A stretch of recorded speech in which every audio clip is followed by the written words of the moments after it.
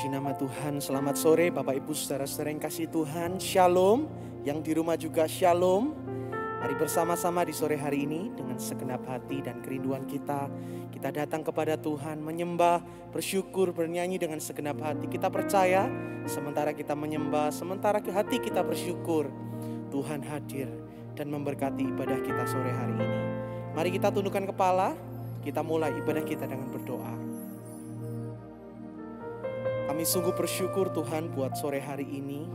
Kalau kami masih bisa hadir tempat ini sebagaimana kami ada. Kami tahu semua karena pemeliharaan Tuhan dalam hidup kami.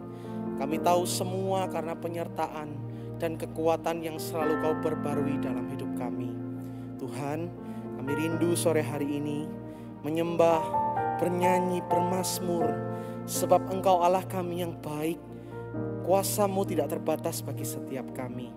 Kami buka hati kami angkat tangan kami kepadamu. Biar Engkau bertahta dan memberkati ibadah kami sore hari ini. Dalam nama Tuhan Yesus, setiap kita berkata, amin. Mari kita buka hati kita bersama-sama.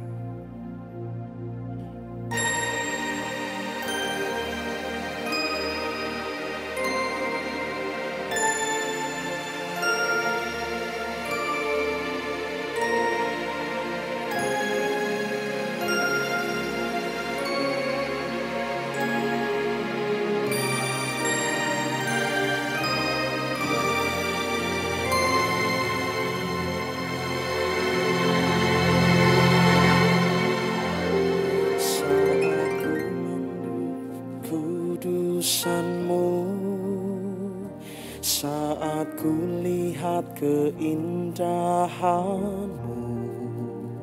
saat sekelilingku jadi pudar karena sinar-Mu,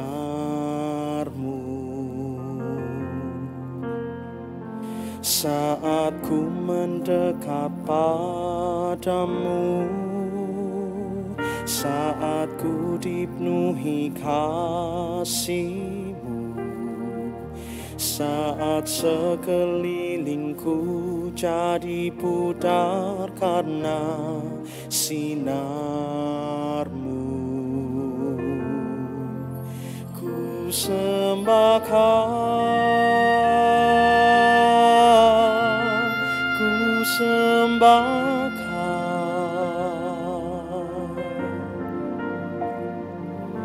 kerinduanku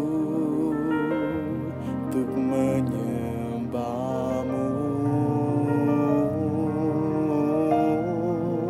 ku sembah Kau, ku sembah Kau, kerinduanku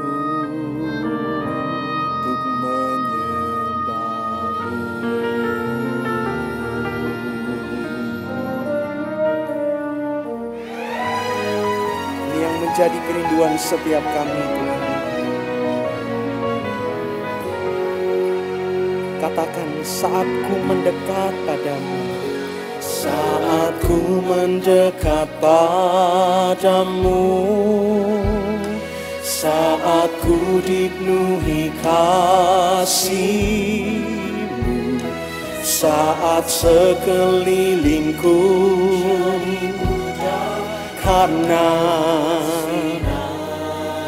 Mari bawa hatimu menyembah, katakan, ku sembah Kau, ku sembah Kau, kerinduanku untuk menyembah-Mu, ku sembah Kau, ku sembah Kau,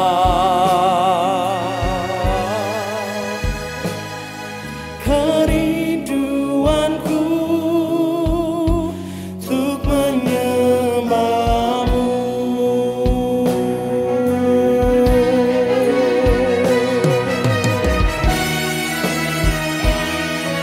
Engkau menjadi alasan bagi setiap kami untuk hadir di tempat ini ya Tuhan. Menyembah Engkau, memuji Engkau, bersekutu secara pribadi dengan Engkau. Itu alasan kami hadir sore hari ini Tuhan. Mari Bapak Ibu Saudaraku, angkat tanganmu, katakan ku sembah.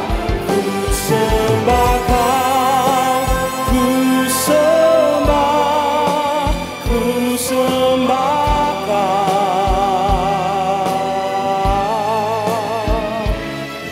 Kerinduanku, kami menyembah Engkau sore hari ini ya Tuhan. Ku sembah Kau, ku sembah Kau.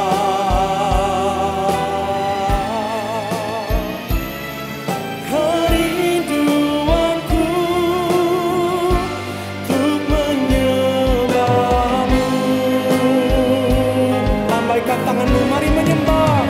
Ku sembah Kau, ku sembah, ku sembah Kau. Kerinduanku untuk menyembah-Mu. Ku sembah Kau, ku sembah, ku sembah Kau.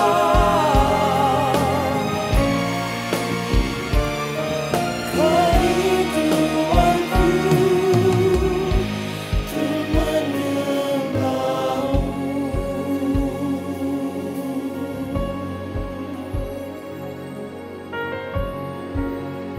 Sore hari ini berapa banyak engkau memiliki kerinduan yang sama seperti saya Bapak Ibu Saudaraku, bahwa engkau mau menyembah Tuhan, bersekutu dengan Tuhan secara pribadi.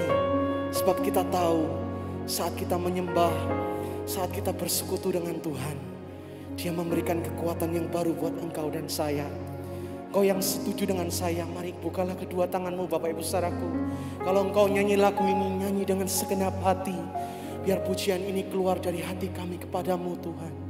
Ku sembah Kau,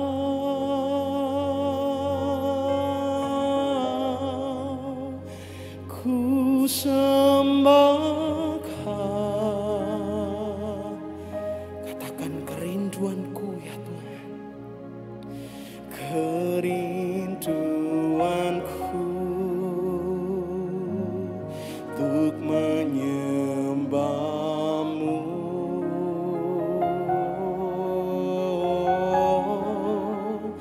Ku sembah Kau, kami menyembah Engkau Allah yang kudus. Ku sembah Kau. Kerinduanku untuk menyembah-Mu. Sekarang Bapak Ibu sendiri dengan suara yang kuat, katakan ku sembah Kau, ku sembah Kau. Engkau mendengar setiap pujian yang keluar dari hati anak-anak-Mu ini ya Tuhan. Kami menyembah Engkau.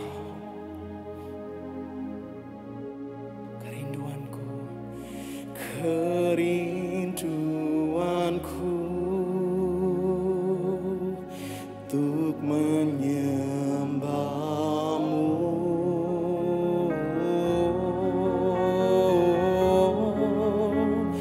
Ku sembah Kau, ku sembah Kau, ku sembah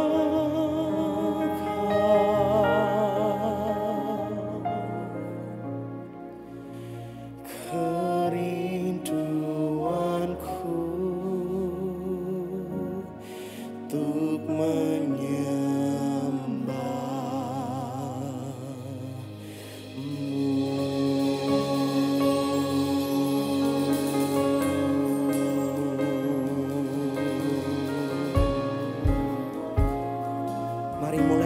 suaramu menyembah sore hari ini. Engkau bebas berkata-kata kepada Tuhan sore hari ini, Bapak Ibu Saudaraku. Engkau mau bermazmur, bermazmurlah dengan segenap hatimu. Engkau mau bernyanyi, bernyanyilah dengan segenap kekuatanmu.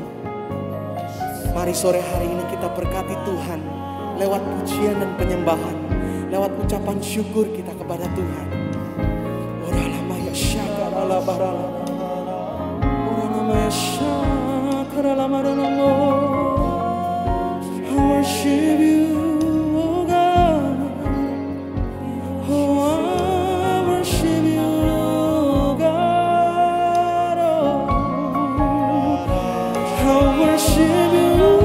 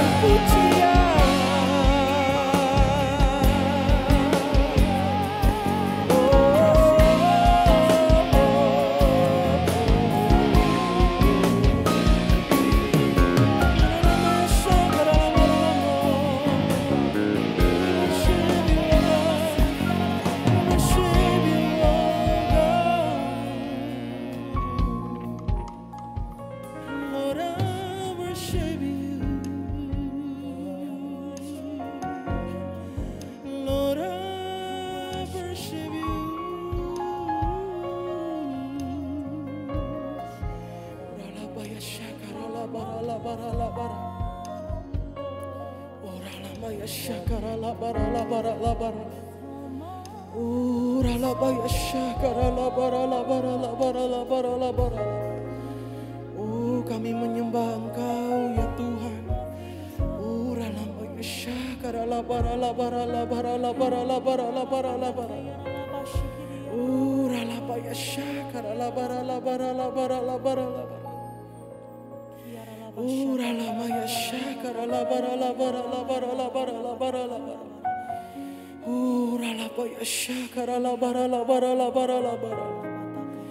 Mengalir pujian dari hati kami kepadamu ya Tuhan.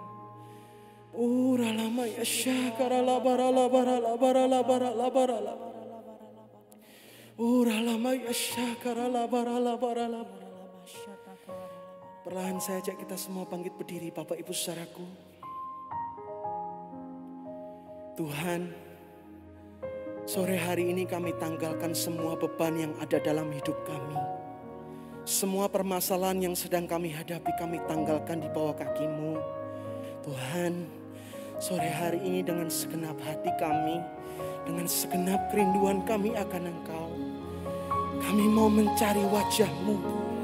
Kami mau duduk di bawah kaki-Mu. Kami mau mendekat kepadamu ya Tuhan. Berapa banyak sore hari ini Engkau rindu kepada Tuhan, Bapak Ibu Saudaraku. Berapa banyak sore hari ini Engkau haus akan kasih Tuhan yang sempurna.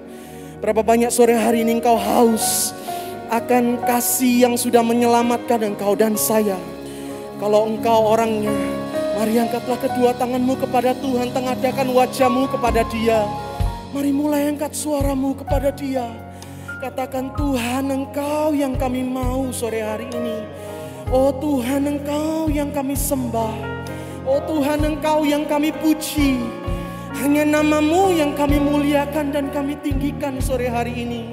Mari berkata-katalah kepada Tuhan, Bapak Ibu saudara-saudaraku. Uralabayasha karalabaralabaralabaralabaralabar. Uralabayasha karalabaralabaralabaralabar. Biar sore hari ini kami boleh dipuaskan Tuhan. Uralabayasha karalabaralabaralamu. Uralabayasha karalabaralabaralabaralabar. Mengalir ucapan syukur kami kepada Tuhan. Uralabayasha karalabaralabaralabar.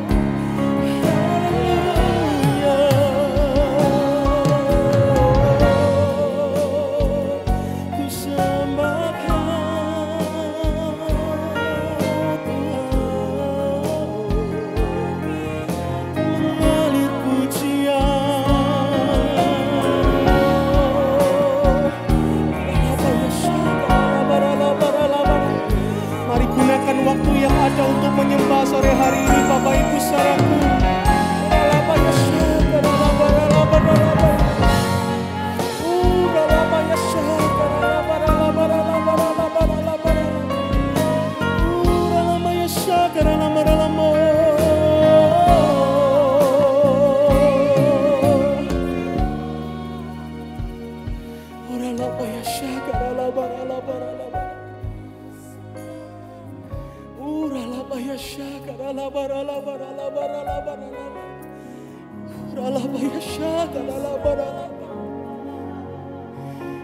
Kami tahu Engkau hadir tengah-tengah setiap kami, ya Tuhan.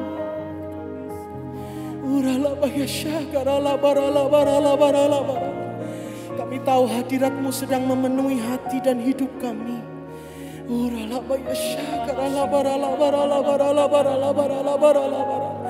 Kami tahu hadirat-Mu sedang membalut setiap hati yang terluka sore hari ini.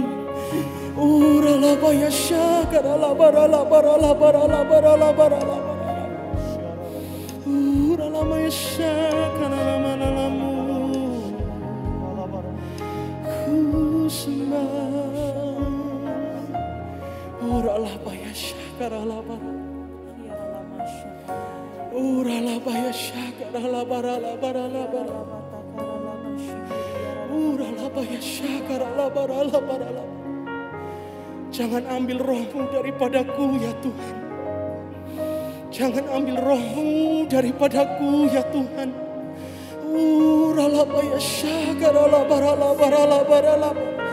Ini yang kami mau ada dalam hadirat Tuhan.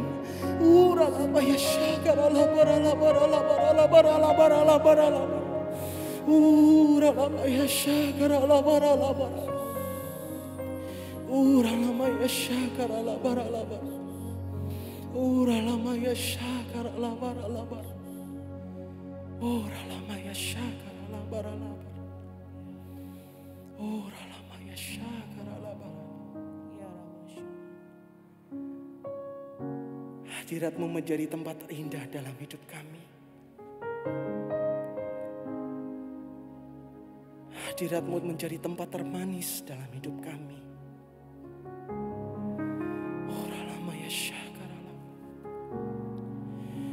Saat terindah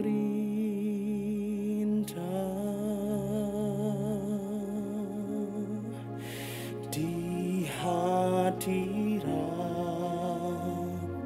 katakan berkat tercurah, berkat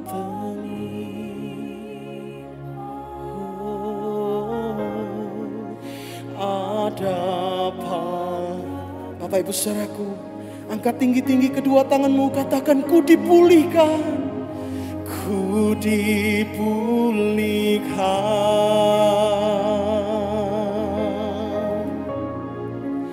dan dibarui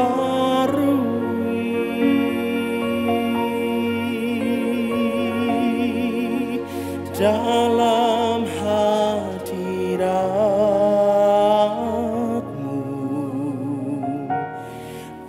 Ada sukacita. Lagi katakan saat terindah. Saat terindah. Benar ya Tuhan.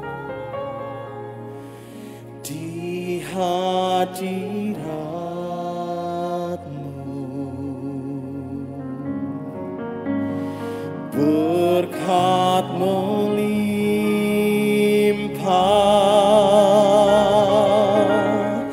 ada padaku. Oh, sungguh ini yang kami terima ya Tuhan. Ku dipulihkan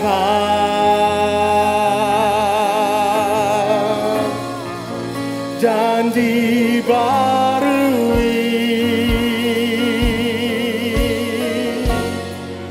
dalam hadirat-Mu.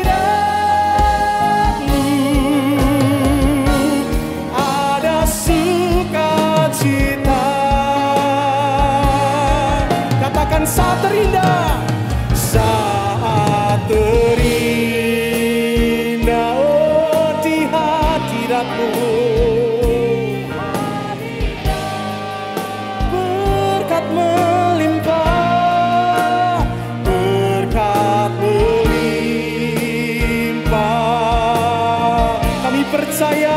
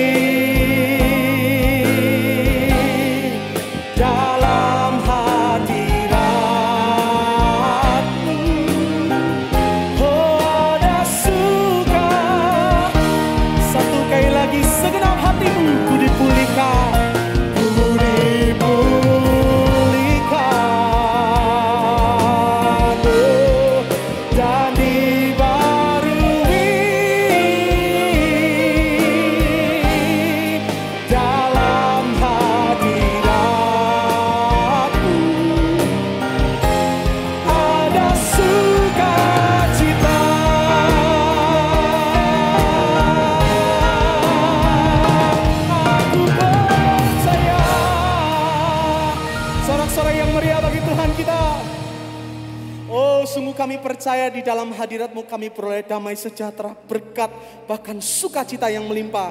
Kami mau menari, menyanyi bagi Engkau dalam nama Tuhan Yesus. Setiap kita berkata, amin. Sorak-sorai yang meriah bagi Tuhan. Yang bersukacita karena Tuhan, tepuk tangan bersama-sama.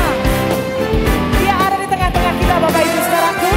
Yang di rumah jangan ketinggalan, tepuk tangan sama-sama.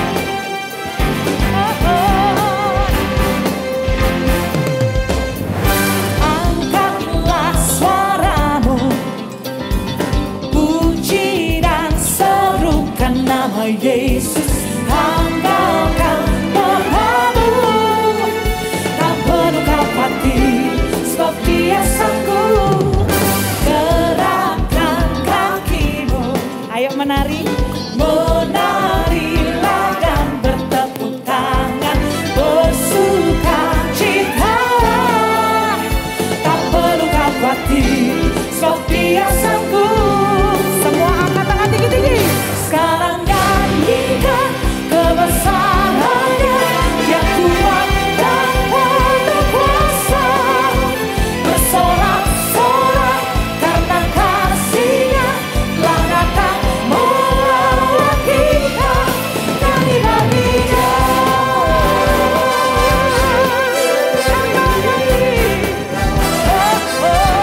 Semua angkatlah suaramu, nama Yesus, tanggalkan beban, sebab kita tahu Tuhan kita sanggup, amin. Hai, gerakan kakimu, menarilah dan bertepuk tangan, bersukacita,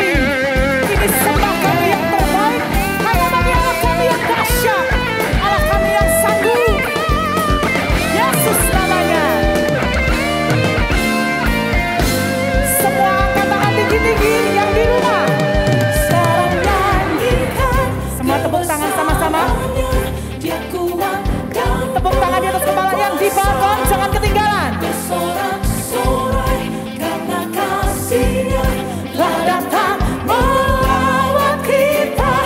Nyanyi bagi Dia. Sekarang nyanyikan yang kuat berkuasa. Bersorak-sorai karena kasih-Nya telah datang. Satu kali lagi Bapak Ibu. Mari nyanyi.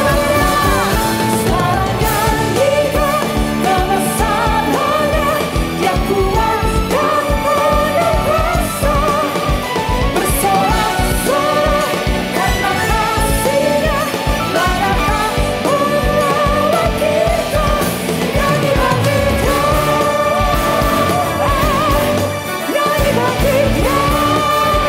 Lagi katakan. Nyanyi bagi Dia. Satu kali lagi. Nyanyi bagi Dia.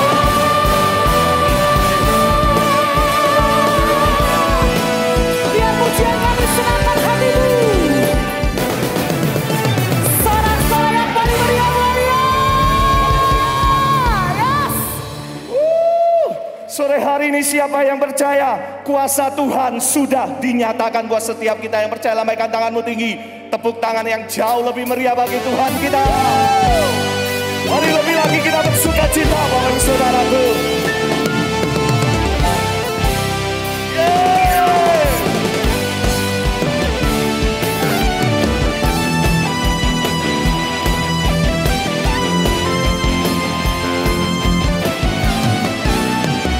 Saya mau dengar suaranya jemaat Betani Citraland. Allah bangkit sambil tepuk tangan tinggi-tinggi. Semua, hey, Allah bangkit, yes. Bernyanyilah, musuh dikalahkan, musuh dikalahkan. Umatnya dibebaskan. siapa? Allah dahsyat di tempat kudusnya. Hey. Kerahkanlah kekuatanmu ya Allah. Tunjukkanlah kuasa-Mu ya Tuhan. Serahkan musuh-Mu, selamatkanlah. Siapa dahsyat? Allah dahsyat di tempat kudusnya. Sama-sama. Allah bangkit. Siap serukan.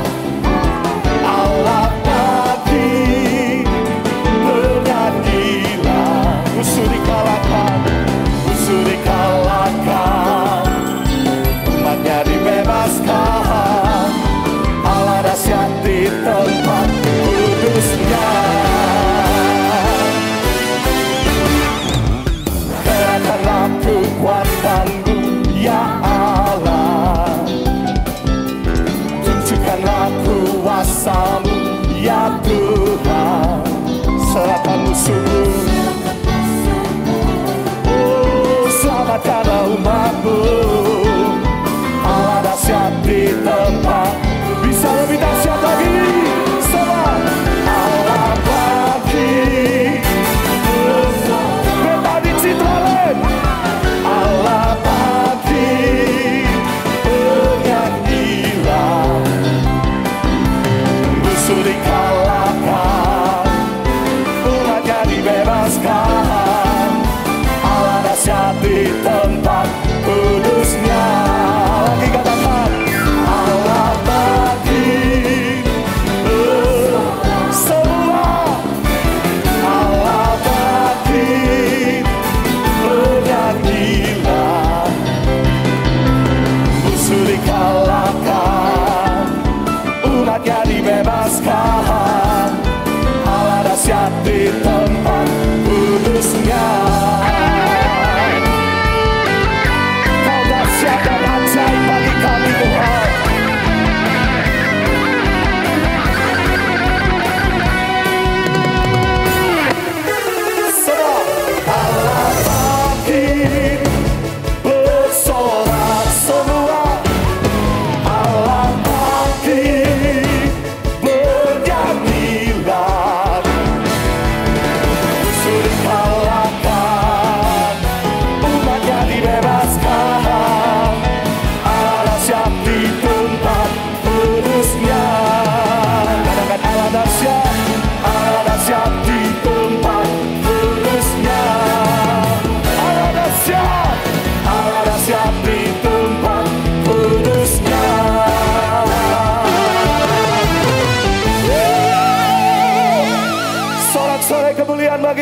kita. Amin. Silakan duduk kembali Bapak Ibu Saudaraku.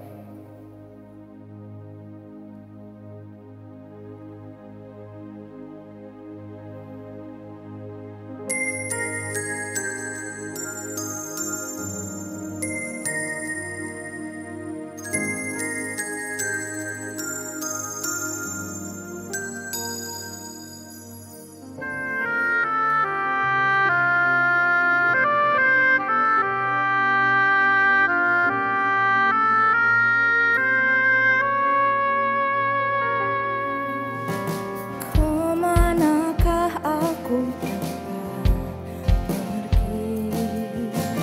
menjauhi rohmu yang suci, sahabat,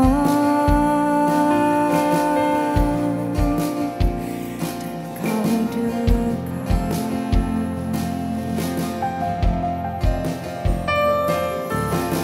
Bahkan seluruh bisa membalas kesetiaan sungguh mulia dan berharga,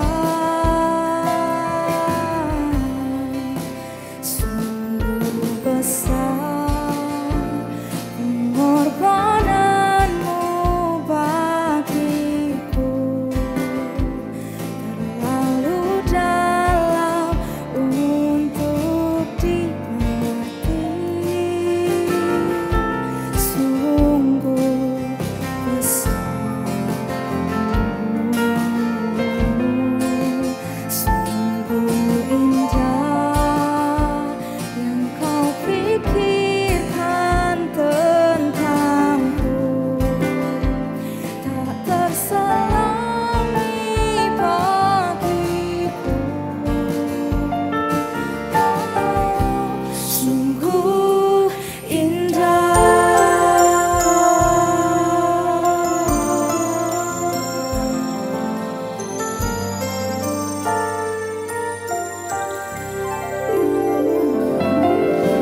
kemanakah aku dapat pergi, menjauhi rohmu yang suci, kau sahabat,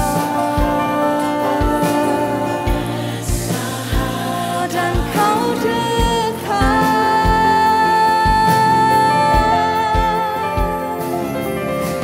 Bahkan seluruh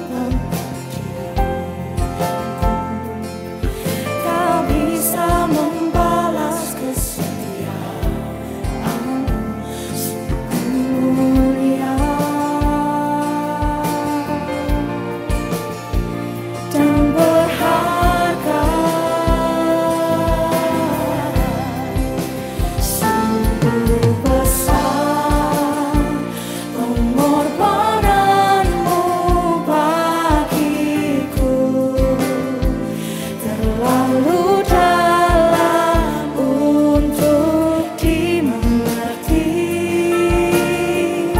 sungguh besar,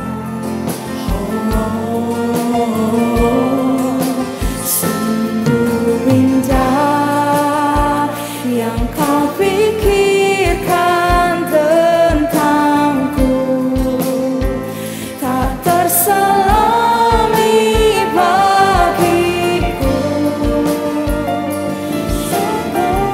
sungguh indah. Mari kita semua perlahan-lahan bangkit berdiri Bapak Ibu saudaraku. Angkatlah kedua tanganmu, bersyukurlah kepada Tuhan. Dia memberi hidupnya bagi engkau dan saya. Mari kita sembah Dia. Segala pujian hormat hanya layak untuk kita berikan kepada Tuhan. Mari angkat kedua tanganmu tinggi-tinggi. Nyanyi sama-sama. Besar pengorbananmu bagiku, terlalu dalam untuk dimengerti, semua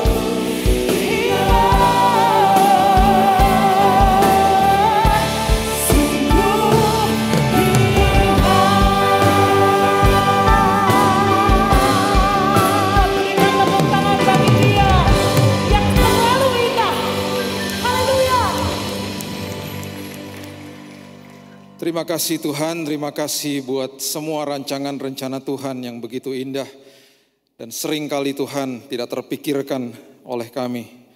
Dan kami tahu Tuhan bahwa rancangan-Mu selalu ajaib, selalu indah dan penuh dengan damai sejahtera. Dan kami mengucap syukur buat saat ini kembali Roh Kudus akan berbicara kepada kami. Berbicaralah Tuhan, ubah hidup kami dan berikan kami pewahyuan, karena kami tahu kami adalah rumah yang dibangun di atas batu. Dan batu itu adalah batu karang, yaitu Engkau sendiri, firman-Mu yang hidup. Supaya ketika badai datang, kami teguh, kami kokoh Tuhan, karena firman-Mu yang menopang kami. Kami sambut firman kehidupan di dalam satu nama, Yesus Kristus Tuhan dan Juru Selamat kami berdoa. Kita sama-sama katakan, amin, amin, haleluya. Silakan duduk, shalom. Oke. Firman Tuhan hari ini saya berikan judul kapasitas, karena melewati musim seperti begini, banyak orang yang selalu seperti biasa kita mengalami atau terulang-ulang mengalami hal yang namanya ketakutan lah, kekhawatiran dan lain sebagainya. Dan itu normal, tapi pastikan jangan hidup di dalam ketakutan. Takut normal, tapi jangan hidup di dalam ketakutan. Takut itu selalu berhubungan sama emosi manusia, sama jiwa manusia, sama perasaan manusia. Tapi kalau sudah hidup di dalam ketakutan, itu parah. Dan itu betul-betul berarti, apalagi kalau sudah mengerti firman dan tahu firman, itu berarti tidak hidup dipimpin sama roh. Ya, jadi selalu saya katakan jangan sekedar hanya menguasai firman, tapi hidup dikuasai firman. Selalu begitu. Ya, harus dikuasai sama roh Tuhan. Saya akan ambil dari kisah 5 roti dan 2 ikan. 5 roti dan 2 ikan adalah sebuah peristiwa yang luar biasa yang sampai-sampai didokumentasikan di 4 kitab Injil. 4 kitab Injil berarti Matius, Markus, Lukas, Yohanes. Dari 4 itu ada 3 yang merupakan sinoptik. Sinoptik itu adalah similar atau sama gitu ya, mirip. Jadi Matius, Markus dan Lukas itu disebut synoptic gospel. Nah, kemudian Yohanes itu tidak termasuk dalam synoptic gospel atau Injil yang serupa dengan yang 3 itu, karena Yohanes menulis dari sisi yang berbeda. Yohanes ini satu-satunya murid Yesus yang tidak kabur ketika Yesus ditangkap. Yang lain kabur, yang satu menyangkal, yang satu menjual Yesus. Nah, Yohanes ini satu-satunya murid yang didokumentasikan ada di depan kayu salib ketika Yesus disalib. Jadi dia melihat sendiri betapa besar karya Kristus, betapa besar kasihnya. Oleh sebab itu ketika dia menulis bukunya, dia tulis dengan banyak sekali unsur kasih di dalamnya. Sampai-sampai terjadilah sebuah tulisan yang sangat luar biasa yang berkumandang di seluruh dunia, yaitu Yohanes pasal yang ketiga ayat ke-16. Dan kalau kita baca keseluruhan buku Yohanes di akhir-akhir daripada perjanjian baru pun penuh dengan kasih. Kalau mau belajar tentang kasih, Yohanes. Kenapa seperti itu? Karena dia menulis bukunya bukan sekedar dari pandangan mata dia saja, tapi juga dari pandangan teman-teman murid-muridnya. Bahkan dia dititipkan sama Yesus sebelum Yesus mati di kayu salib, ibunya. Jadi Maria itu dititipkan di rumah dia. Jadi dia mempunyai juga perspektif dari ibunya Yesus. Jadi cukup detail. Ya, dan dia menyebutkan nama demi nama dan lain sebagainya. Saya akan ambil dari beberapa gospel ini, Injil ini. Jadi biar nanti nggak bingung kenapa saya sebutkan ini, supaya nggak bingung, karena saya mau kisah ini kita betul-betul ngerti. Ya, saya akan ambil dari Matius, Markus, dan juga Yohanes, karena ada detail-detail yang perlu kita mengerti kenapa sampai terjadi sampai seperti itu, dan ada peristiwa yang luar biasa di dalamnya.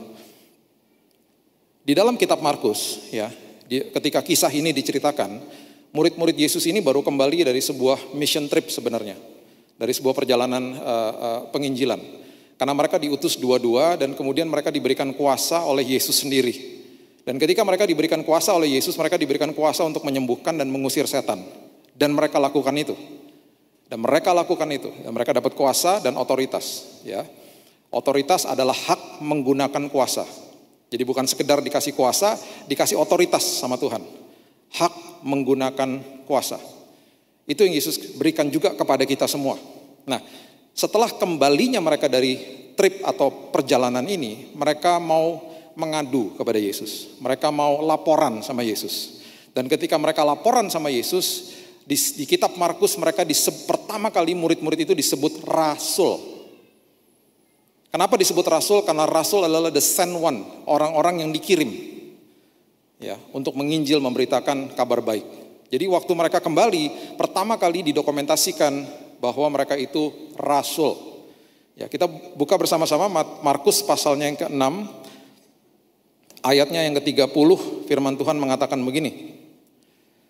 Kemudian rasul-rasul itu kembali berkumpul dengan Yesus dan memberitahukan kepadanya semua yang mereka kerjakan dan ajarkan. Semua yang mereka kerjakan dan ajarkan. Mereka kasih laporan nih, mereka sedang memberikan laporan kepada Yesus. Apa yang mereka lakukan, apa yang mereka kerjakan dan lain sebagainya. Ya. By the way, ini mereka sudah dalam kondisi yang cukup capek gitu ya, kembali dari perjalanan.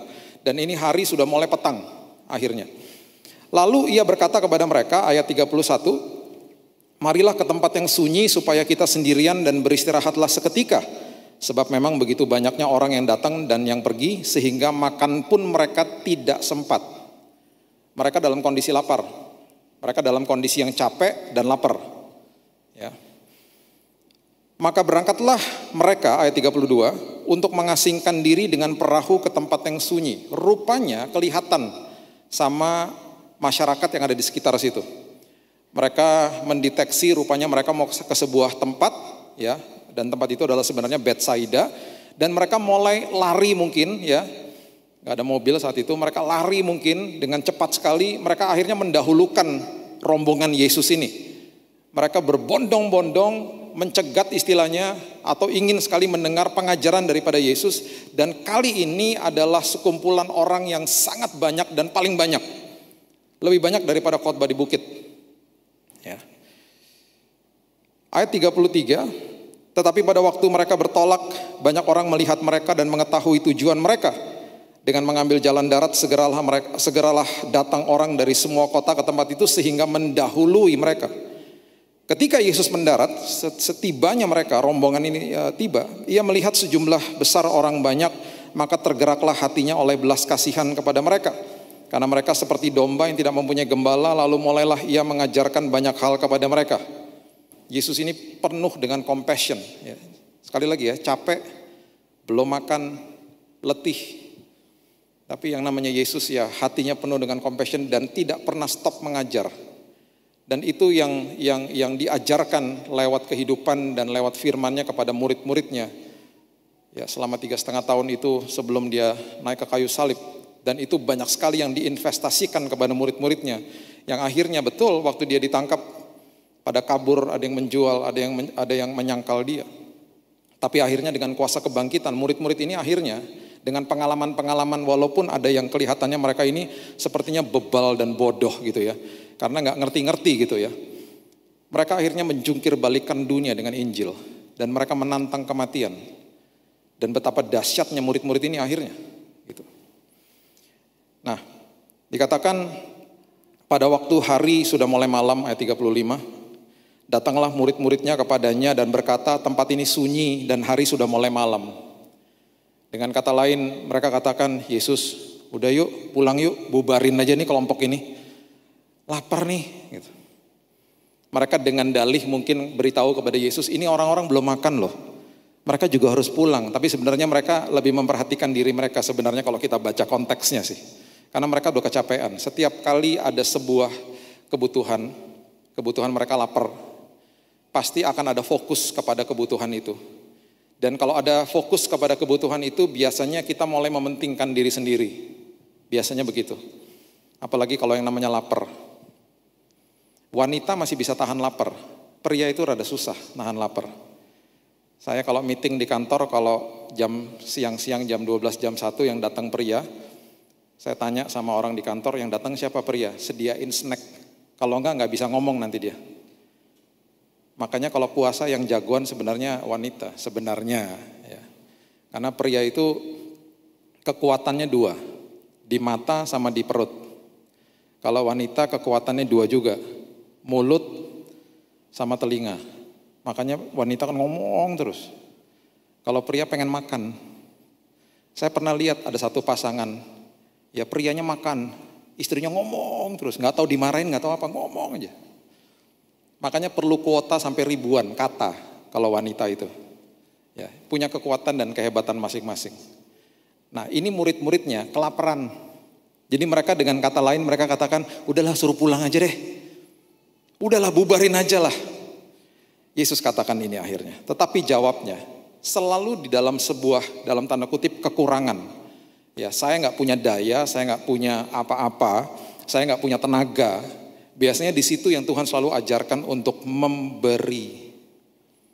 Dan itu adalah kunci daripada prinsip kerajaan surga untuk akhirnya terjadi sebuah multiplikasi. Mujizat multiplikasi daripada 5 roti dan 2 ikan terjadi sebenarnya dimulai dari ayat ini. Ketika Yesus katakan begini, ayat 37. Jawab Yesus, kamu harus memberi mereka makan. Itu dimulai dari sini. Pengajarannya dimulai dari sini. Kamu harus memberi mereka makan. Multiplikasi diajarkan sama dunia selalu adalah kalau kita ngumpulin, kita tidak memberi, justru kita mengumpulkan, kita menimbun dengan harapan itu akan multiplikasi. Prinsip kerajaan nggak begitu. Beri. Dalam semua aspek. Dalam kekhawatiranmu, berikan kekhawatiranmu kepadaku. Cast your cares upon me, Yesus katakan. Ketika engkau berikan, aku akan multiplikasi damai sejahtera. Dalam hal keuangan juga gitu. Udah mepet sekali, berikan. Justru Tuhan minta biasanya dalam hal yang sudah mepet begitu, ada aja tiba-tiba orang yang membutuhkan. Sampai-sampai Tuhan bilang tabur. Tuhan udah tinggal segini. Ini prinsip kerajaan, makanya kenapa ketika ada janda yang memberikan sepeser, Yesus katakan apa? Yesus katakan bahwa dia pemberian dia yang terbesar. Karena kerajaan surga tidak melihat jumlah yang diberikan, kerajaan surga melihat sisanya, bukan jumlahnya. Pemberian 100.000 sama 1 juta di hadapan dunia, di mata dunia ya besaran 1 juta lah. Tapi di mata kerajaan surga selalu dilihat sisanya. Bukan hal keuangan saja, dari kondisi yang capek, dari kondisi yang sudah betul-betul seperti nggak ada lagi yang saya bisa berikan, ketika di momen-momen seperti itu saya berikan, multiplikasi terjadi selalu. Nah biasanya Tuhan memperhadapkan kita dengan kondisi-kondisi seperti itu. Dan juga di firman Tuhan dikatakan kalau engkau memberi dan orang itu tidak bisa membalas kepadamu, engkau akan dibuat bahagia. Berbeda sama prinsip dunia. Prinsip dunia adalah kalau kamu baik sama orang itu dan orang itu berpengaruh, kamu nanti dapat cipratannya dari dia. Makanya timbul istilah KKN. Di dalam prinsip kerajaan nggak begitu. Kamu beri kepada orang itu. Di Lukas dikatakan Lukas 14 ayat 12 sampai 14 jelas sekali. Undang orang-orang buta, undang orang-orang yang nggak bisa balas kepadamu, karena kamu akan dibuat berbahagia. Berbeda semuanya. Jadi prinsip multiplikasi dimulai di ayat ini. Kamu capek, kamu mau pulang, sekarang aku kasih tugas sama kamu, kasih mereka makan. Yang bener aja Tuhan. Yang bener aja Tuhan. Dan sekali lagi, ini bukan sekedar 5.000 orang. Seringkali hanya disebut mujizat pemberian makan kepada 5.000 orang. Yang disebut 5.000 pria. Karena selalu yang dideteksi adalah kepala rumah tangga. Itulah sensus daripada bangsa Yahudi pada saat itu. Kalau rata-rata anaknya 2, saat peristiwa ini yang hadir 20.000 orang. 20.000 orang. Dan kemudian Yesus katakan, kata mereka kepadanya, ayat 37, jadi haruskah kami membeli roti seharga 200 dinar untuk memberi mereka makan? Nah, siapakah yang ngomong ini? Ya, kita loncat sekarang ke Yohanes. Coba lihat di Yohanes, siapa yang ngomong haruskah kami membeli roti seharga 200 dinar itu siapa yang ngomong ini? Di Yohanes dikatakan disebut namanya. Kenapa disebut namanya? Ada maksudnya. Yohanes 6 ayat 4 dan 5. Firman Tuhan katakan begini. Dan pasca hari raya orang Yahudi sudah dekat, ketika Yesus memandang sekelilingnya dan melihat bahwa orang banyak berbondong-bondong datang kepadanya, berkatalah ia kepada Filipus. Yang tadi disebutkan di Markus itu ternyata Filipus. Nanti kita ada ayatnya dibuktikan di sini. Bertanya kepada Filipus, di manakah kita akan membeli roti supaya mereka ini dapat makan? Kenapa ditanya kepada Filipus? Karena kejadian peristiwa 5 roti dan 2 ikan ini kejadiannya ada di kota yang namanya Betsaida. Dan Filipus berasal dari Betsaida. Jadi Yesus tanya sama orang lokal, dengan kata lain seperti begini, kira-kira toko roti yang buka di mana ya? Kalau saya mau tanya roti yang enak di Surabaya, saya tanyanya sama Pak Henry, karena beliau adalah orang lokal. Roti yang enak di mana ya Pak? Bon Ami lah atau apalah. Atau enggak, itu di situ ada yang jual bluder cokro. Nah, tahu ya bluder cokro ya? Atau cuma saya sendiri yang tahu? Itu barang langka di Jakarta. Itu kalau sampai ada yang jualan bluder cokro di Jakarta, wah, itu ludes dalam hitungan semenit, habis. Jadi kemarin itu ada teman saya posting di grup, ada bluder cokro. Di mana? Di supermarket apa? Dia bilang, wah diserbu langsung habis. Hitungan setengah jam habis. Barang langka. Jadi makanya ditanya sama orang lokal. Ditanya sama Filipus, toko roti yang buka di mana? Ya bingung lah Filipus. Ingat ya, tadi saya katakan di awal mereka baru dapat kuasa. Mereka baru sembuhkan orang, mujizat terjadi di depan mereka. Masih aja ngeyel, masih aja pengalaman sama Tuhan gak jadi jaminan memang. Kalau kitanya gak mau diubahkan sama Tuhan. Tetap aja melihat masalah besar. Itu yang dikatakan di Yohanes 6 ayat 6. Yesus sebenarnya sedang menguji. Dikatakan begini Yohanes 6 ayat 6. Hal itu dikatakan Yesus, ditanyakan kepada Filipus maksudnya untuk mencobai dia. Mencoba itu maksudnya menguji. To give him a test. Sebab ia sendiri tahu apa yang hendak dilakukannya. Tuhan tahu kok apa yang mau dilakukannya. Dia cuma menguji. Makanya kalau kita baca kisah-kisah orang yang disembuhkan sama Yesus, seringkali orang-orang yang disembuhkan sama Yesus, orang-orang yang buta, orang-orang yang lumpuh ketika datang sama Yesus, ditanya balik sama Yesus. Kamu mau apa yang aku lakukan? Nah, itu dia. Yesus tahu nggak mereka butuh apa? Ya tahu. Yesus tahu mereka butuh kesembuhan. Yesus tahu mereka butuh dicelikan. Yesus tahu mereka butuh jalan. Tapi seringkali ditanya ulang, kamu mau aku apa? Ngapain? Kamu mau aku lakukan apa? Dan mereka harus sebut, Tuhan aku mau melihat, Tuhan aku mau berjalan. Dan selalu disambut sama Yesus, terjadilah sesuai dengan imanmu. Terjadilah sesuai dengan kapasitas imanmu. Kalau itu imanmu, terjadilah.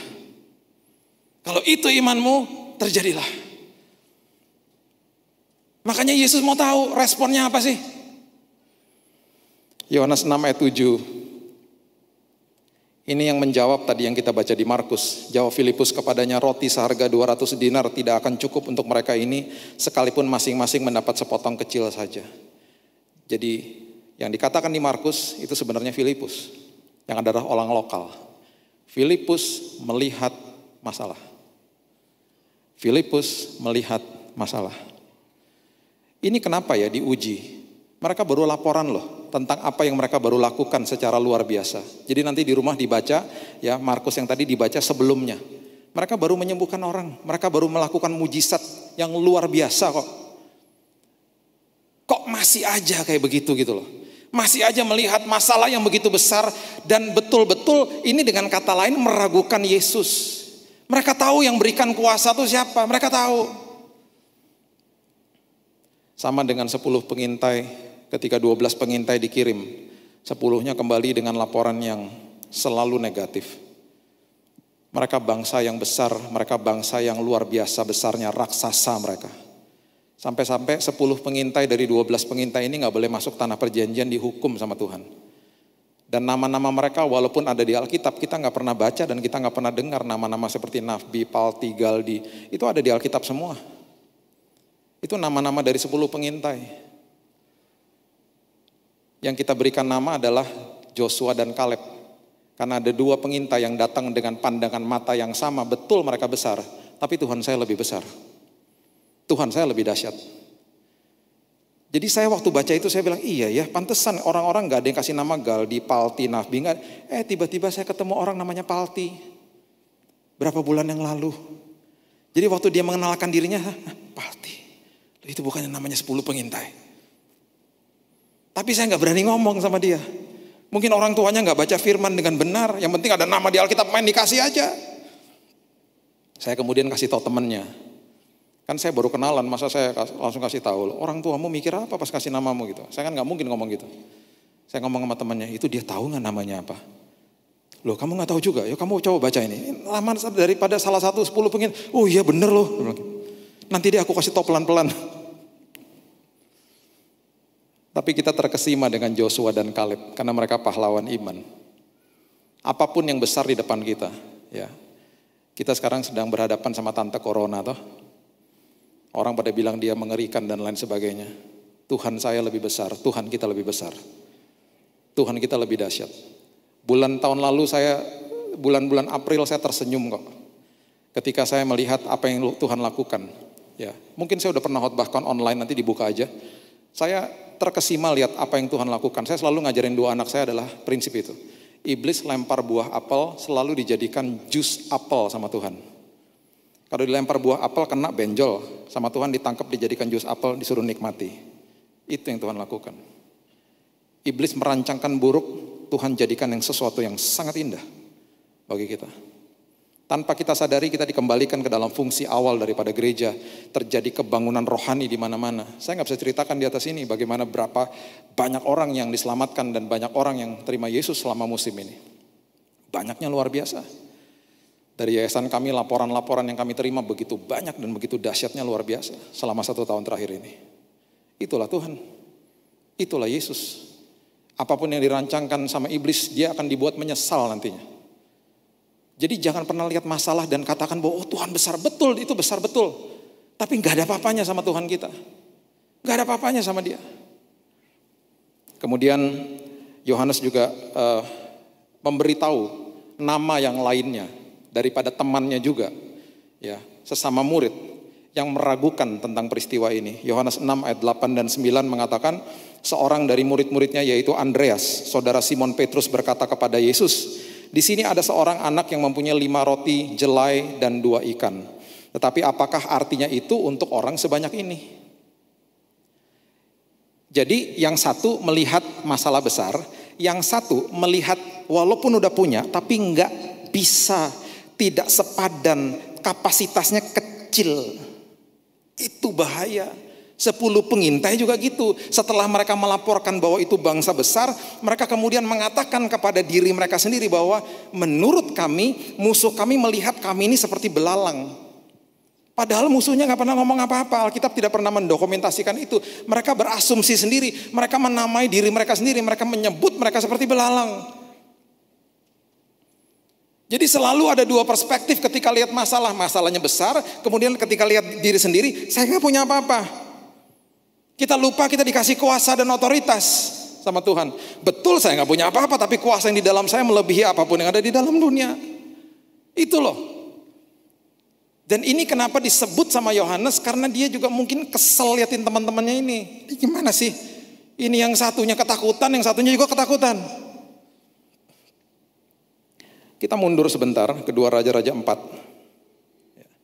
2 Raja-Raja 4 ini kisah tentang seorang janda dan Elisa. 2 Raja-Raja 4 ayat yang pertama sampai ayat yang ke-6 mengatakan begini. Ya. Ini sebuah kisah yang luar biasa yang mengatakan begini. Salah seorang dari istri-istri para nabi mengadukan halnya kepada Elisa sambil berseru, hambamu suamiku sudah mati, ya dia seorang janda. Dan engkau ini tahu bahwa hambamu ini takut akan Tuhan, tetapi sekarang penagih hutang sudah datang untuk mengambil kedua orang anakku menjadi budaknya. Debt collector datang. Udah mentok nih. Udah gak bisa ngapa-ngapain.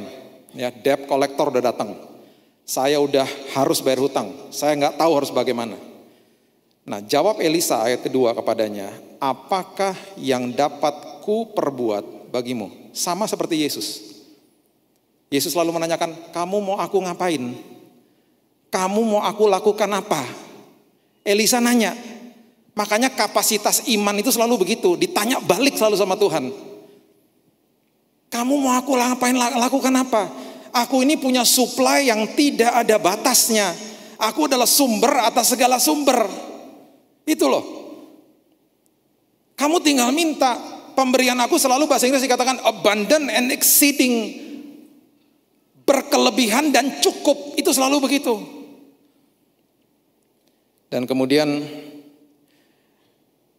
Elisa katakan, beritahukanlah kepadaku apa-apa yang kau punya di rumah. Tuhan katakan, kamu punya apa? Perempuan ini katakan, berkatalah perempuan itu, hambamu tidak punya sesuatu apapun di rumah kecuali sebuah buli-buli dan buli-buli berisi minyak. Tuhan, aku gak punya apa-apa. Aku hanya punya air mata dan dengkul untuk berdoa. Aku gak punya apa-apa Tuhan. Cuman ini tok Tuhan. Cuman ini aja Tuhan. Gak masalah. It's okay, no problem, no worries, gak masalah. Kemudian Elisa katakan begini, pergilah, mintalah bejana-bejana dari luar. Daripada segala tetanggamu bejana-bejana yang kosong.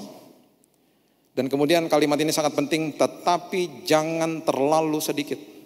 Dengan kata lain, sekarang kamu ambil ya bejana yang adalah lambang daripada kapasitas. Jangan sedikit karena suplainya banyak. Suplai dari Tuhan selalu melebihi kapasitas. Catat itu baik-baik. Jadi ambil bejana kosong, perbesar kapasitasmu karena akan mengalir mujizat Tuhan dalam hidupmu. Dan suplainya Tuhan tidak ada batasnya. Jadi jangan ambil bejana cuma sedikit, ambilnya banyak. Jangan cuma sedikit. Karena apa? Ini akan terjadi. Kemudian masuklah, ini perintah berikutnya, tutuplah pintu sesudah engkau dan anak-anakmu masuk, lalu tuanglah minyak itu ke dalam segala bejana, mana yang penuh angkat. Dengan kata lain, perintah daripada Tuhan adalah ketika engkau memperbesar kapasitasmu, jangan dengerin hoax, jangan dengerin kabar-kabar negatif, jangan didengerin orang-orang yang mengatakan, gak bisa, gak mungkin, gak bisa, dan lain sebagainya. Ketika dokter memberikan diagnosa kepada saya gak pernah lupa Amsal 4 ayat 20-23. Betul dokter memberikan diagnosa, tapi kemudian Tuhan mengatakan di Amsal, arahkan telingamu kepada ucapanku, simpan di dalam lubuk hatimu, karena itu adalah sumber daripada kehidupan dan kesembuhan. Gak apa-apa kamu dengar itu, oke cukup, sekarang kamu dengar aku. Karena ini penuh dengan kebenaran, dan kebenaran akan mengalahkan kenyataan yang engkau hadapi. Selalu begitu. Jadi dengar aku, jangan dengar yang lain-lain, masuk dalam pintu, ya. Dan kamu sekarang di dalam situ kapasitas yang sudah diperbesar, terjadi mujizat. Tutup telingamu dari berita-berita buruk, berita-berita negatif. Ayat 5 dikatakan, pergilah perempuan itu daripadanya, ditutupnya pintu sesudah ia dan anak-anaknya masuk. Dan anak-anaknya mendekatkan bejana-bejana kepadanya, sedang ia terus menuang.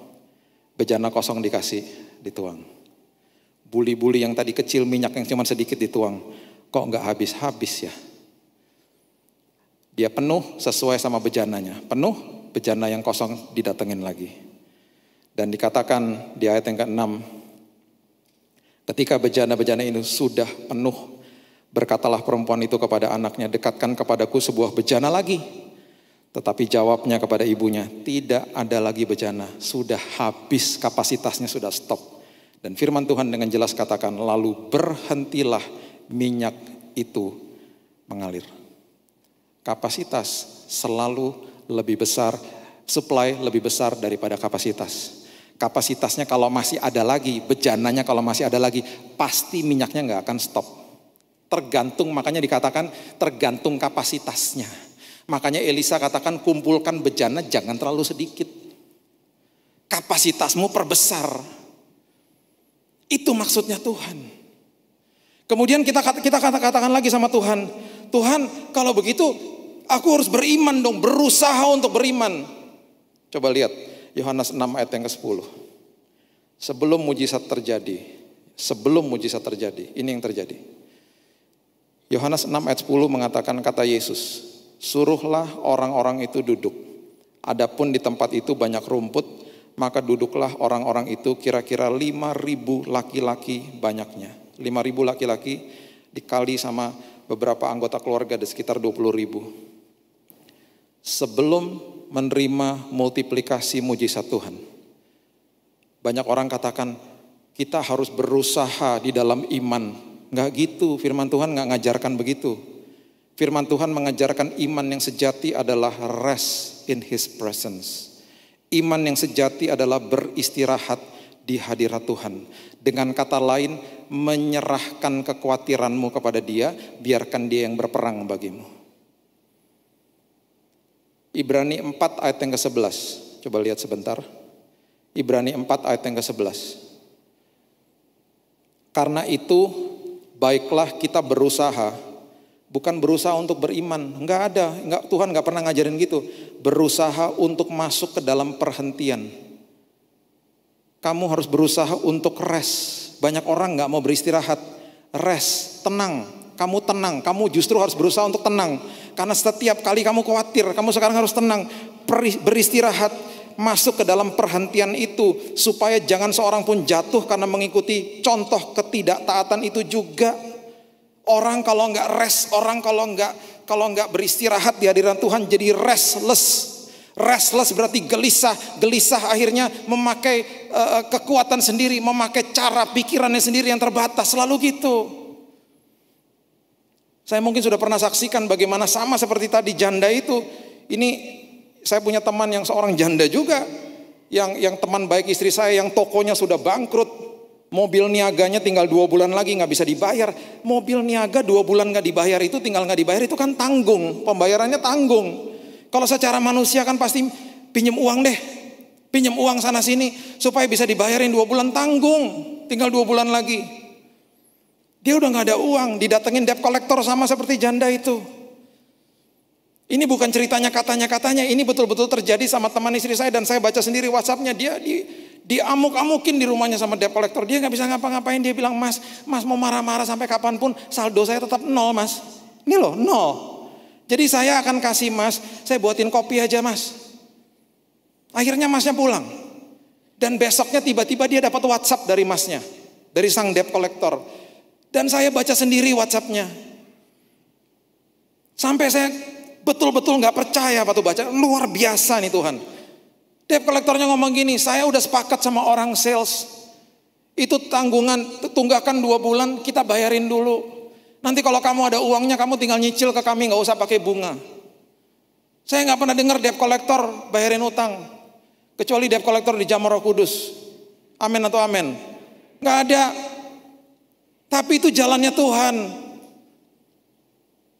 Nggak usah pakai bunga lagi. Tapi tetap ada masalah toh. Tetap ada hutang yang harus dibayar toh. Oh, besoknya tiba-tiba ada WhatsApp lagi. Saya baca juga WhatsApp-nya dari temannya dia. Itu mobilmu nggak dipakai, aku sewa ya. Besok aku transfer DP-nya, aku sewa berapa bulan katanya gitu. Uang transfer besoknya itu persis untuk bayar tunggakan 2 bulan. Dalam 2 hari mobilnya lunas. Kenapa? Karena nggak mengandalkan usaha sendiri, mengandalkan Tuhan. Itu yang saya katakan tadi pagi juga, bahwa kita ini kan punya akses. Saya sudah pernah ajarkan kepada Bapak Ibu sekalian. Kalau kita punya akses kepada sumber atas segala sumber, apa yang terlepas dari hidup nggak akan terlepas, apa yang terlepas dari tangan tidak akan pernah terlepas dari hidup. Karena supply jalan terus. Tapi kalau kepemilikan, apa yang terlepas dari tangan, terlepas dari hidup. Makanya mengerikan ketika si bungsu, cerita kisah daripada 2 anak yang terhilang, ketika si bungsu mengatakan, hak kami berdua, harta milik kami berdua. Dia ngerti sebenarnya bahwa itu akses. Saya minta yang menjadi hakku, saya mau pergi. Dia memisahkan akses kepada kepemilikan. Di dalam prinsip kerajaan surga nggak ada kepemilikan, pengelolaan, akses. Akses itu dahsyat. Karena supply jalan terus. Kamu tinggal berapa besar aja kapasitasmu, akan kasih terus pokoknya. Itu Tuhan kita kok. Kamu butuh kesembuhan, datang terus. Makanya ketika saya sembuh, saya bilang, Tuhan, aku percaya bahwa kesembuhanku itu adalah komplit, sempurna, permanen. Itu imanku Tuhan. Jadi kalau ada yang sakit sedang berdoa kepada Tuhan, terjadi sesuai dengan imanmu, dan katakan, Tuhan, kesembuhan yang aku terima, walaupun belum lihat, walaupun belum merasa, komplit, sempurna, permanen Tuhan. Deklarasikan setiap hari. Terjadilah sesuai dengan imanmu. Perbesar kapasitasmu. Dalam hitungan 2 hari, mobilnya lunas. Dan saya tanya sama dia, apakah nggak terganggu tuh kemarin-kemarin pengen telepon siapa pinjam-pinjam uang? Oh ya pasti. Tapi saya nggak mau. Saya nggak mau dengerin suara itu. Sama seperti si janda itu, masuk ke dalam pintu nggak mau dengerin suara-suara iblis, suara-suara negatif. Nggak, saya mau ikutin prinsip firman Tuhan. Udah mepet Pak, gimana dong Pak? Justru Tuhan suka kalau kita mepet, kalau kita terjepit. Karena justru pertolongan Tuhan ketika terjadi, kita nggak bisa berbangga sama diri sendiri. Itu semua karena Tuhan. akses itu luar biasa. Apa yang terlepas dari tangan tidak akan pernah terlepas dari hidup. Karena supply jalan terus. Supply selalu melebihi kapasitas. Perbesar kapasitasmu. Perbesar kapasitasmu. Dan setelah mereka disuruh rest, mereka duduk tenang. Itu lambang daripada iman. Iman adalah betul-betul beristirahat di hadirat Tuhan. Tenang. Ini yang terjadi. Matius 14 ayat 19. Firman Tuhan dengan jelas mengatakan, lalu disuruhnya orang banyak itu duduk di rumput, dan setelah diambilnya 5 roti dan 2 ikan itu, Yesus menengadah ke langit dan mengucapkan berkat, memecah-mecahkan roti dan memberikan kepada murid-muridnya. Lalu murid-muridnya membagi-bagikannya kepada orang banyak. Mujizat 5 roti dan 2 ikan terjadi di tangan murid-murid. Terjadi di tangan murid-murid. Mujizat kesembuhan terjadi di tangan kita karena kita punya kapasitas iman yang luar biasa. Karena kuasa dan otoritas sudah diberikan. Jadi berdoa untuk pusing sama berdoa untuk cancer ya sama aja doanya. Saya harus berdoa lebih keras Pak. Enggak sama doanya. Karena kuasanya sama Tuhan, enggak semua penyakit bagi Tuhan enggak ada artinya. Enggak ada artinya. Apapun itu supply-nya luar biasa. Dan jangan biasakan dikit-dikit, saya bukan melarang ini ya. Bukan juga menyinggung siapapun, tidak. Biasakan untuk mengerti kita punya kuasa dan otoritas. Jangan biasakan cari-cari hamba Tuhan minta didoain. Nggak masalah, itu juga nggak salah. Tapi biasakan tahu bahwa saya punya kuasa dan otoritas. 2 minggu lalu ada orang kontak saya, Pak, tolong ke rumah saya Pak, usir setan. Usir setan. Ibu juga bisa usir setan. Enak aja Pak, saya kan hanya orang biasa. Lah, orang biasa dari mana? Ibu percaya Yesus? Percaya. Ibu percaya kuasa kebangkitan, percaya. Ibu punya kuasa. Ibu tahu ibu punya kuasa. Ibu sekarang berdoa. Berapa hari setelah itu, Pak, luar biasa Pak. Tidak ada apa-apa lagi Pak di rumah saya. Rasanya damai. Lihat. Apa yang terjadi? Emang saya ghostbuster apa suruh-suruh ke rumah orang usir-usir setan? Semua kita punya kuasa. Terjadi sesuai dengan iman kita. Kapasitas perbesar. Mujizat 5 roti dan 2 ikan terjadi di tangan murid-murid. Dibagi kepada 12 murid, kemudian ketika mereka bagi-bagikan kepada orang banyak, nggak habis-habis. Nggak habis-habis. Bahkan saya percaya orang-orang ini juga melakukan mujizat terjadi di tangan-tangan mereka, karena mereka bagi kepada teman-temannya. Kalau nggak kan makan waktu dong. Jadi ini orang banyak itu melihat mujizat terjadi di tangan mereka juga. Ini peristiwa besar, peristiwa yang luar biasa. Sebagai ayat penutup, Yohanes 6 ayat 11, yang Yesus kasih itu selalu memuaskan dan selalu cukup. Lalu Yesus mengambil roti itu, mengucap syukur, membagi-bagikan kepada mereka yang duduk di situ. Demikian juga dibuatnya dengan ikan-ikan itu. Perhatikan kalimat ini. Sebanyak yang mereka kehendaki. Sebanyak yang Bapak Ibu kehendaki, sebesar kapasitas itu, terjadilah sesuai dengan imanmu. Selalu suplainya dia cukup dan berkelimpahan. Kenyang kita. Itulah Tuhan kita. Itulah Tuhan kita. Makanya saya tidak pernah setuju, ya saya tutup dengan ini ya, sama orang Kristen yang suka pinjam-pinjam uang. Karena di Matius 6 ayat 31 dikatakan jangan khawatir dan berkata, apakah yang akan kami makan, minum dan pakai. Semua itu dicari sama bangsa-bangsa yang tidak mengenal Allah. Itu keras loh, Yesus yang ngomong. Jangan khawatir, kita udah tahu. Kita gak pernah bahas jangan berkatanya. Jangan berkata tuh maksudnya apa? Jangan berkata tuh gini, ngeluh sama, itu yang pertama, ngeluh sama orang. Aduh gimana ya, aduh aku di PHK nih, aduh gimana ya. Itu berkata. Yang paling ekstrim pinjam-pinjam uang. No, tidak, jangan. Seperti anak saya kalau keluar dari rumah, ya kemudian dia mau pinjam, mau ambil makanan dari tetangga, karena di rumah saya udah nggak ada makanan. Dia nggak lihat makanan buat besok, di atas meja. Padahal hari ini dia sudah makan.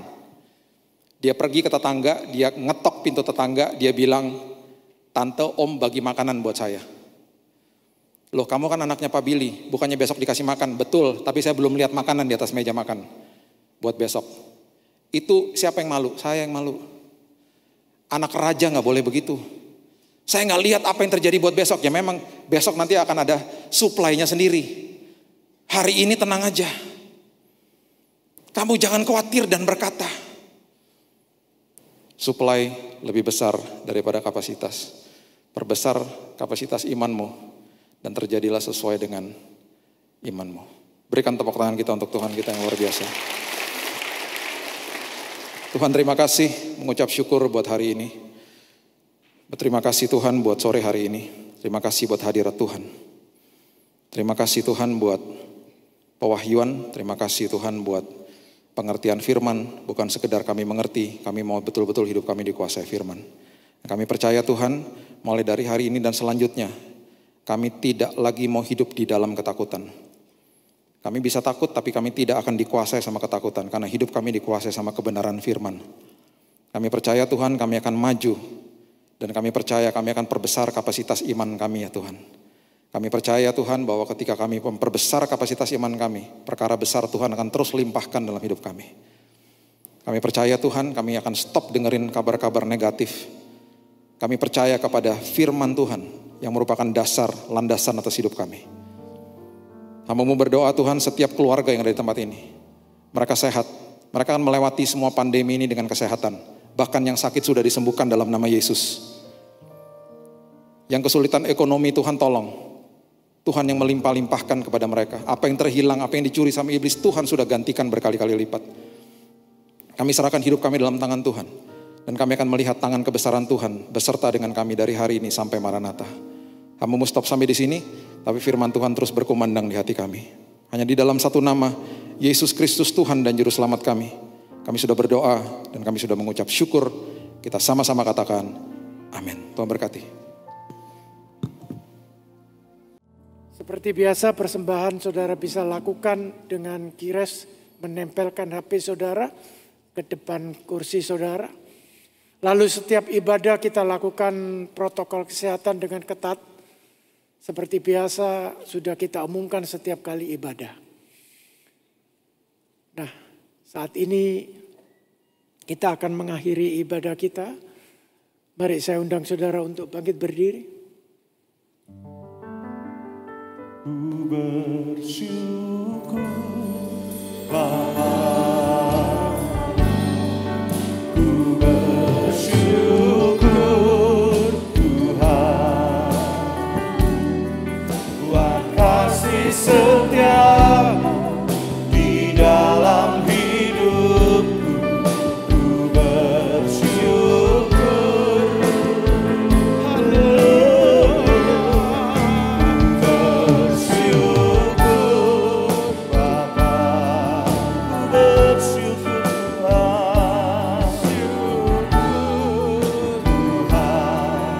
kasih setiamu, buat kasih setiamu di dalam hidupku.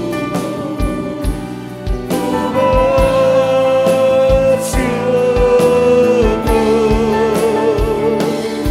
Tuhan. Mari angkatlah kedua tangan kita bersama. Bersyukur Bapa, ku bersyukur Tuhan.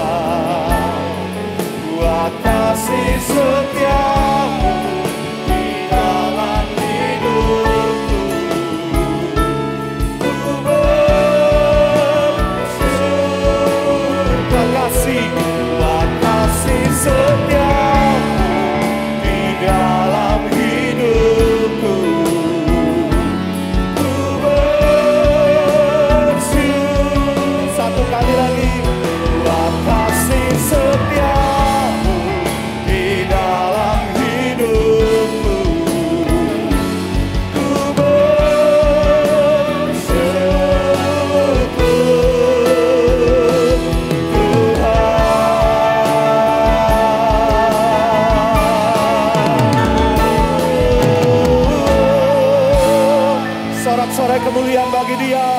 Haleluya. Kami sungguh bersyukur dan berterima kasih buat hadirat-Mu dalam ibadah pagi hari ini Tuhan. Saat ini iman percaya kami bangkit Tuhan. Engkau sudah mengajarkan kepada kami mujizat 5 roti dan 2 ikan. Itu akan terjadi pagi hari ini dalam kehidupan kami. Engkau akan memperbesar kapasitas setiap jemaat-Mu di tempat ini. Terima kasih Tuhan. Terima kasih untuk firman-Mu yang hidup dan saat ini sudah tertanam di dalam hati dan pikiran kami yang paling dalam. Dan kami mengucap syukur, terima kasih Engkau berkati hamba-Mu Bapak Billy Lantang Tuhan. Tambah-tambahkanlah kapasitas di dalam kehidupannya. Jadikan beliau berkat dan terang bagi banyak orang. Tambahkan hikmat dan pengurapan yang selalu baru bagi beliau.